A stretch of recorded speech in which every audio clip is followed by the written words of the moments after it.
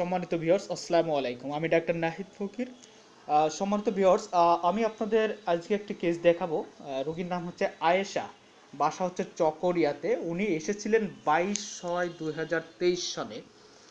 আপনারা এখানে দেখতে পাচ্ছেন 22/6/2023 সনে। ওনার প্রধান সমস্যা ছিল হচ্ছে হাইপার থাইরয়েড, যেটা এটা ছিল হচ্ছে আপনার বিশেষ গলার ডাইন পাশে ছিল, রাইট সাইডে। তো যেটাকে আমরা আসলে গলগণ্ড বলে থাকি, এই ধরনের রোগ ছিল।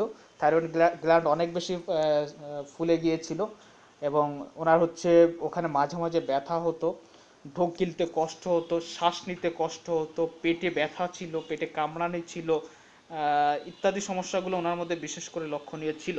আমি ওনাকে ওষুধ দিয়েছিলাম, মাত্র ওনারা 1 সপ্তাহ ওষুধ নিয়েছিল। পরবর্তী সময়ে, যদিও আজকে প্রায় 1 মাস পূর্বে ওষুধ নিয়েছিল, কারণবশত ওনারা আসতে পারেনি।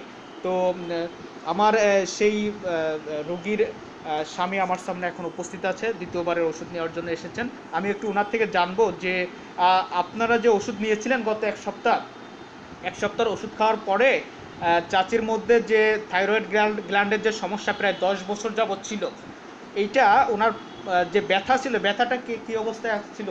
ব্যথা কম আছে। আচ্ছা, ঢোক গিলতে যে কষ্ট হতো, এটা কি অবস্থা ছিল চাচা?